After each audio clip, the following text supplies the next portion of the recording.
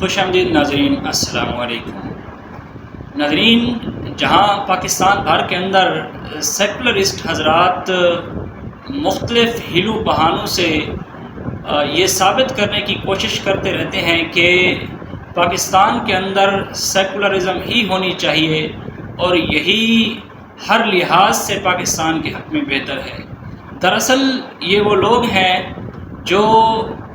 یا تو دین سے بیزار ہیں یا پھر موجودہ جو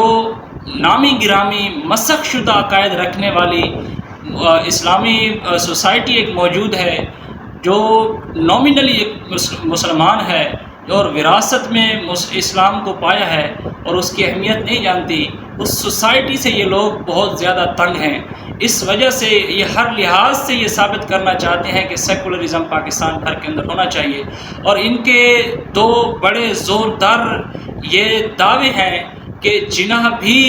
یہی چاہتے تھے کہ پاکستان کے اندر سیکولرزم ہونی چاہیے، اور پھر مودودی صاحب کے حوالے دے کر یہ کہتے ہیں کہ انہوں نے بھی کہا تھا کہ مسلم لیگ اور قائد محمد علی جناح جو ہیں اور وہ سیکولرسٹ ہیں، اور یہ پاکستان آنے والے وقت میں جو نیا اگر نئی ریاست قیام پذیر ہوئی تو اس کے اندر سیکولرزم کا نفاذ کریں گے۔ آئیے آج جناح کی کچھ تقریروں کا جائزہ لیتے ہیں اور ان دعووں کو سب انالائز کرنے کی کوشش کرتے ہیں کہ ان کی حقیقت کیا ہے۔ جی ناظرین، سب سے پہلے ہم دیکھتے ہیں کہ قائد اعظم محمد علی جناح کا وہ اسپیچ ان کی جو 11 اگست 1947 میں کی گئی تھی، اس میں وہ مختلف چیزیں بتانے کی کوشش پہلے بتاتے ہیں، جیسے برائبری کے بارے میں بتاتے ہیں، انہوں نے یہ بھی بتایا، نیپوٹزم کے بارے میں بتایا، بلیک مارکیٹ کے بارے میں بتایا، اور سیکٹیرینزم کے بارے میں آخری اپنے پیراگراف کے اندر یہ بات کرتے ہیں۔ تو آئیے ہم ڈائریکٹلی اسی پیراگراف کو پڑھتے ہیں جس سے ہم کنسرنڈ ہیں۔ I cannot emphasize it too much. We should begin to work in that spirit, and in course of time all these angularities of the minority and majority communities, the Hindu community and the Muslim community, because even as regards Muslims you have Pathans, Punjabis, Shias, Sunnis and so on, and among the Hindus you have Brahmins, Vaishnavas, Kashtaris, also Bengalis, Madrasis and so on will vanish. Indeed, if you ask me, this has been the biggest hindrance in the way of India to attain its freedom and independence. جناح سب سے پہلے یہ بتاتے ہیں کہ اگر مسلمانوں کی بھی مختلف فرقے بھی موجود ہیں اور ان کی مختلف ایتھنیسٹیز بھی موجود ہیں، اور اگر ہندوؤں کی بات کریں تو ان کی بھی مختلف ذات پات کا نظام ہے جس میں کھشتری ہیں، برہمن ہیں، شودر ہیں، یہ لوگ موجود ہیں، تو ان میں آپ کو تقسیم نہیں ہونا چاہیے، اور یہی وہ چیز تھی جو ہمیں انڈیپینڈنس حاصل کرنے میں سب سے بڑی رکاوٹ رہی ہے۔ آگے وہ بتاتے ہیں کہ no power can hold another nation, and especially a nation of 400 million souls in subjection. Nobody could have conquered you, and even if it had happened, nobody could have continued its hold on you for any length of time but for this. اس بات پہ تالیاں بجائی گئی تھی کہ سب continent پر کوئی بھی قبضہ نہیں کر سکتا تھا، اسپیشلی ایک ایسا کنٹیننٹ جس میں 400 ملین کی تعداد میں لوگ رہتے ہوں، وہاں یا پہلے تو کوئی قابض نہیں ہو سکتا تھا، اگر ہو گیا تو وہ اتنی دیر رہ نہیں سکتا تھا اگر ہمارے درمیان یہ تقسیمیں موجود نہ ہوتی تو۔ Therefore we must learn a lesson from this. وہ کہتے ہیں کہ ہمیں اس بات سے اب سبق سیکھ لینا چاہیے، اب ہمیں آزادی مل چکی ہے فائنلی، بہت عرصہ برطانوی ہم پر قابض رہے، اب ہم برٹش راج کے بعد ایک ہندو راج بننے والا تھا، اس سے بھی بچ گئے ہیں، اب ہمیں ایک آزاد ملک مل گیا ہے، تو آئیے ہم ایک سبق سیکھتے ہیں اس سے۔ وہ کہتے ہیں کہ you are free to go to your temples, you are free to go to your mosque or to any other places of the worship in this state of Pakistan. اب وہ بتاتے ہیں کہ آپ کے مساجد ہیں، آپ کے شرائنز ہیں، آپ کے ٹیمپلز ہیں، آپ کہیں بھی جانا چاہیں جا سکتے ہیں، آپ آزاد ہیں۔ اور اس بات کو سیکولرسٹ حضرات کہتے ہیں کہ انہوں نے یہ بتایا تھا کہ ہمارا جو وطن ہوگا اس کا اس بات سے کوئی تعلق نہیں ہوگا کہ آپ کا دین کون سا ہے۔ ظاہر سی بات ہے جو کوئی بھی ریاست ہوتی ہے وہ کسی کو اس بات پہ قائل نہیں کرتی ہوتی کہ آپ کا بلیف یہ ہونا چاہیے یا وہ ہونا چاہیے، وہ اس کو انفورس نہیں کرتی. یہ بھی لا اکراہ فی الدین کے زمرے میں آتا ہے. اور اس سے آگے بھی یہ بات آ رہی ہے you may belong to any religion اور کاسٹ اور creed that has nothing to do with the business of the state. وہ بتاتے ہیں کہ آپ کسی بھی ذات پات سے تعلق رکھتے ہیں، آپ کسی بھی ریلیجن سے تعلق رکھتے ہیں، آپ کسی بھی کاسٹ یا کریڈ سے تعلق رکھتے ہیں، یا آپ کا کلر کیا ہے، آپ کی اسٹیٹ کو اس سے کوئی لینا دینا نہیں ہے. اس کا ہرگز یہ مطلب نہیں ہے کہ ریلیجن اور اسٹیٹ ٹو سیپریٹ آئیڈینٹیٹیز ہوں گی، جو کہ سیکولرسٹ نے ثابت کرنے کی کوشش کی ہے. بلکہ وہ یہ کہہ رہے ہیں کہ آپ کا کوئی بھی مذہب ہے، آپ کی کوئی بھی فرقہ ہے، آپ کا کچھ بھی ہے، اسٹیٹ آپ کو باؤنڈ نہیں کرے گی کہ آپ فلاں چیز کو اڈاپٹ کریں اور فلاں کو نہ کریں. وہ آپ کا پرسنل بیلیف ضرور ہوگا. اور اس کے بعد انہوں نے انگلینڈ کی مثال دی ہے کہ ان کے درمیان بھی یہی تقسیم موجود تھی، اور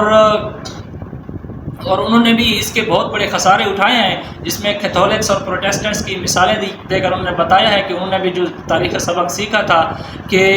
یہ اور ان کے درمیان جنگیں اور خون ریزی ہوئی، آپ لوگوں کو بھی اس طرح تقسیم نہیں ہونا چاہیے. تو کیا اس کا یہ مطلب تھا کہ اسلام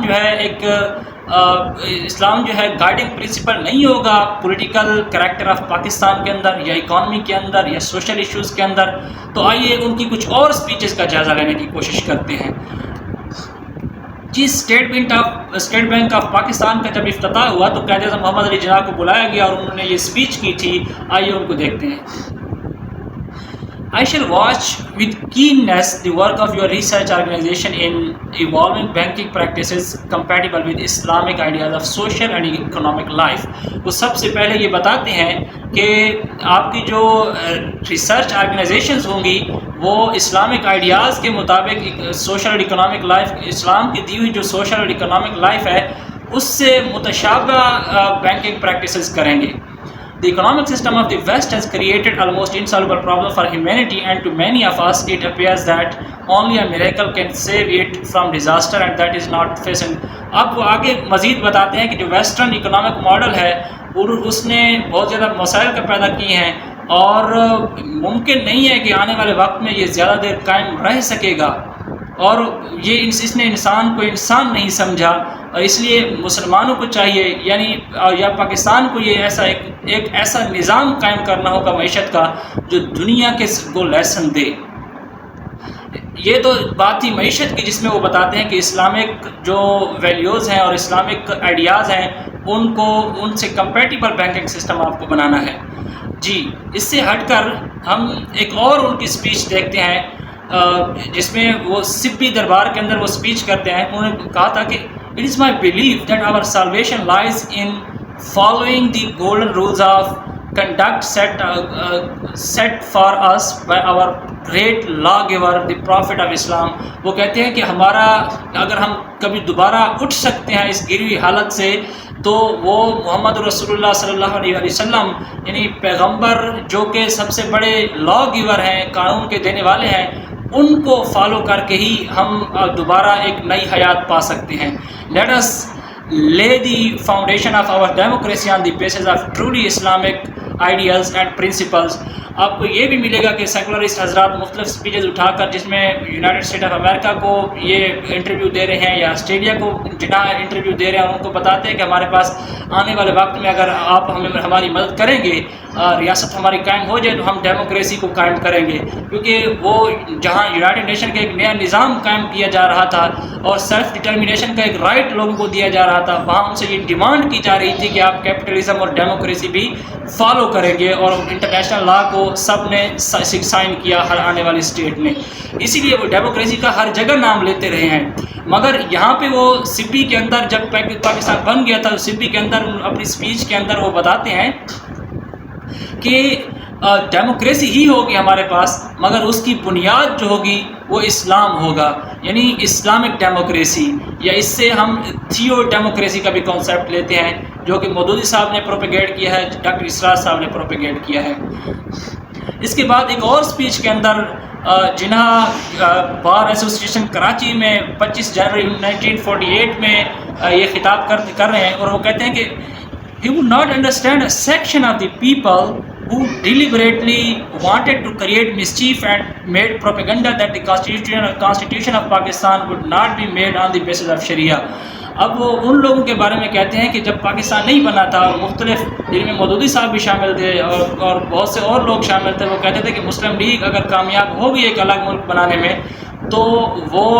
شریعہ کو کانسٹیٹیوشن کے طور پر نہیں مانے گی اور وہ سیکولرزم کو پروموٹ کرنے گی، کیونکہ ان کی اخلاقیات وہ نہیں ہیں، ان کے پاس نہ وہ علم ہے اور نہ وہ ان کے اندر عمل نظر آتا ہے کہ آنے والے وقت میں یہ اسلام کی حکومت قائم کرنے میں مدد کریں، اور اس لیے ان کو سپورٹ نہیں کیا جانا چاہیے۔ تو اب جناح یہ کلیئر کرتے ہیں اپنی اسپیچ کے اندر 1948 میں، وہ کہتے ہیں کہ مختلف لوگوں نے یہ مسچیف کی ہے اور یہ پروپیگنڈا پھیلایا تھا کہ کانسٹیٹیوشن جو ہے وہ شریعہ کی بنیاد پر ہم نہیں بنائیں گے۔ تو the Qaeda said the Islamic principles today are as applicable to life as they are 1300 years ago، اور وہ کہتے ہیں کہ جس طرح 1300 سال پہلے اسلام کے قوانین قابل عمل تھے وہ آج بھی قابل عمل ہیں۔ ناظرین، تو آپ نے دیکھ لیا کہ جناح کی یہ سپیچز ہیں جنہوں نے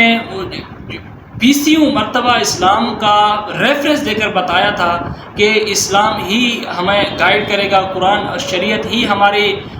گائیڈ کرنے والی ہوگی پولیٹیکل، سوشل اور اکنامک لائف کے اندر، مگر اس کے باوجود کہ ہماری ریاست کا نام اسلامی جمہوریہ پاکستان رکھا گیا، ہمارے ایک شہر اسلام آباد کا نام اسلام کے اوپر رکھا گیا، اور ہمارے ہاں 1949 کے اندر ایک آبجیکٹیو ریزولوشن قرارداد مقاصد کا پیش کی گئی، اور یہ بتایا گیا